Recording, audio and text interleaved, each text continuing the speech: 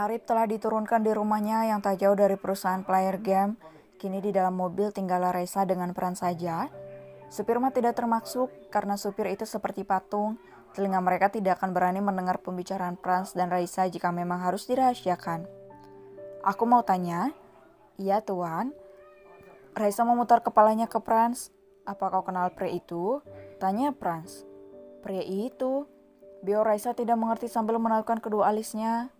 Argantara, jelas Franz lagi karena melihat Raisa terlihat tidak mengerti. Siapa itu tuan? Tanya Raisa dengan wajah bingung. Kau tidak kenal?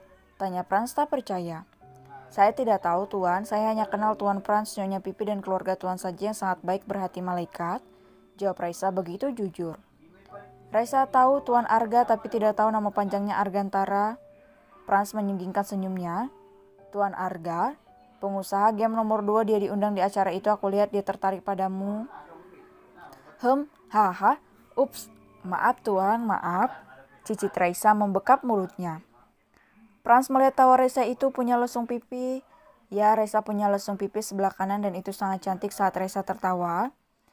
Aku tidak bermaksud menertawai tuan, tapi pertanyaan tuan lucu sekali.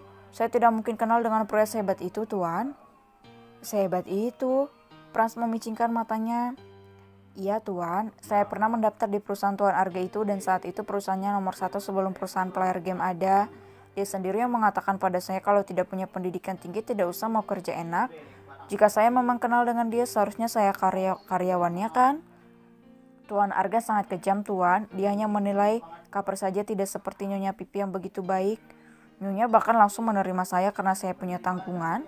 Di saat orang di luar sana menanyakan latar belakang pendidikan saya, tapi hanya Nyonya Pipi yang bertanya apakah saya punya adik, bahkan melihat kakak keluarga saya.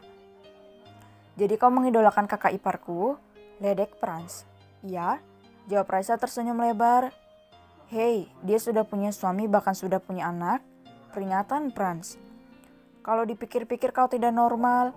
Ledek Franz dan Raisa hanya tersenyum malu mengusap-usap tengkuknya yang tak gatal. Franz melihat arah lain. Lalu di mana Raisa bertemu dengan Arga? Tatapan itu, aku tahu tatapan itu karena aku pernah melihat cara Bang Farel menatap kakak ipar saat itu. Aku langsung tahu perasaan Bang Farel hingga memilih mundur. Batin Franz. Bohong jika Franz tidak tertarik pada Sila, tapi karena abangnya menyukai Sila saat itu, tentu saja Franz mundur dan tidak ingin memulai pertarungan cinta yang hanya merugikannya saja. Lalu siapa yang dia lihat saat itu? Tanya Franz kembali menatap Raisa. Saya rasa dia menatap pria bule di belakang saya, tuan. Jawab Raisa berbisik di bahu Franz. Franz terkekeh. Arga, aku kenal dia. Bukan pria tidak normal, dia sangat normal. Hah, maksud tuan? Tanya Raisa tidak mengerti. Dia pernah mengatakan saat itu pada asistennya, aku tepat di sampingnya kalau dia bilang bahwa kakak ipar Sila adalah tipe idealnya. Jawab Franz lagi. Lalu siapa yang dia lihat saat itu? Kan tidak ada Kak Sila? Tanya Raisa balik, masih belum memahaminya. Peletak. Aduh, ringis Raisa. Sudah sampai, kata Franz. Raisa celengukan dan ternyata benar Franz memegang lengan Raisa yang hendak turun. Raisa menoleh ke Franz. Ambillah, Franz memberikan 2 paper bag cantik padanya. Apa ini tuan? Tanya Raisa. Oleh-oleh untuk adik-adikmu, kata Franz melirik ke rumah Raisa. Terima kasih tuan, ucap Raisa dengan tulus. Iya, jawab Franz. Raisa pun turun dari mobil Franz lalu menatap kepergian mobil Franz sampai tak terlihat lagi. Raisa berlari ke arah adik-adiknya yang berteriak heboh, bercampur senang melihat kedatangannya. Setibanya di kamar kecil Raisa, rumah mereka memang kecil tapi adik-adik Raisa tidak ada yang mau tidur satu kamar dengan kakaknya. Bukan karena benci tapi karena tahu kakaknya lelah pulang bekerja dan mereka hanya akan mengganggu waktu istirahat sang kakak tersayang. Raisa tumbang di kasur kecilnya dan menoleh lalu tersenyum manis menatap potret Franz. Ia bangkit dan mengambil foto bosnya itu yang dipoto olehnya diam-diam tanpa sepengetahuan Franz. Tuan, Anda baik sekali. Puji Raisa mengecup foto Frans lalu mengelap dan mengelus foto itu. Raisa mengeluarkan kunci yang ia bawa dari negara romantis yang ia kunjungi sebelumnya. Aku simpan di belakang foto Tuan Frans aja deh. Semoga suami aku nanti baik seperti Tuan Frans, tidak perlu ganteng dan kaya. Raisa bekerja seperti biasa. Ia dan Arif begitu kompak mengurus proposal yang bagus dan menarik untuk diperlihatkan pada Tuan Teenage yang akan datang beberapa hari lagi. Tidak ada yang mengganggu jadwal kerja mereka, bahkan Fikri yang minta ikut dengan Frans pun. Frans begitu memohon pada Fikri untuk tidak ikut, sebab mereka banyak pekerjaan. Beruntung Fikri mengerti. Tak terasa hari Tuan Teenage datang ke Indonesia pun telah tiba. Kini seluruh karyawan Player Game tengah berbaris rapi menunggu tamu VVIP itu. Mereka memberi kesan yang baik pada Teenage sehingga pria itu bangga dengan orang Indonesia yang memang terkenal akan keramah tamahan mereka.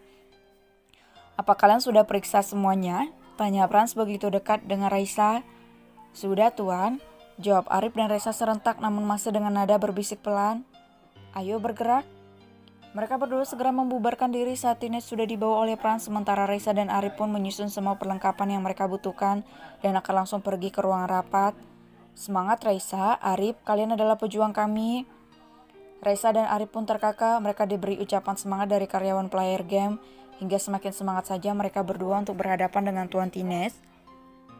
1 jam, 2 jam berlalu, Tuan Teenage menyukai kerjasama mereka. Walaupun mereka sempat ada masalah saat saling bertukar pendapat, tapi Arif meyakinkan bahwa ia bisa memasukkan sedikit budaya Thailand di game baru itu dan mereka semua sepakat. Hebat sekali kalian. Frans mengacak rambut Raisa dan Arif. Mereka berdua tidak marah, malah tertawa senang menatap kepergian Tuan Teenage dengan mobil mewah sewaan Tuan Teenage. Semua karyawan di atas sana balkon langsung bersorak seolah tahu Raisa dan Arif berhasil. Arif, kau yang menyanggupi syarat Tuan Teenage dan aku harap kau bisa melakukannya. Baik Tuan, saya sangat tahu game-game perusahaan Tuan Teenage karena saya juga penggemarnya. Jadi sedikit banyaknya saya tahu budaya mereka yang ditanamkan ke dalam game yang mereka ciptakan. Katakan padaku jika kau butuh bantuan, Arif. Siap, jawab Arif dan mereka tertawa. Ayo masuk, ajak Frans. Frans berkumpul di aula bersama para pekerjanya.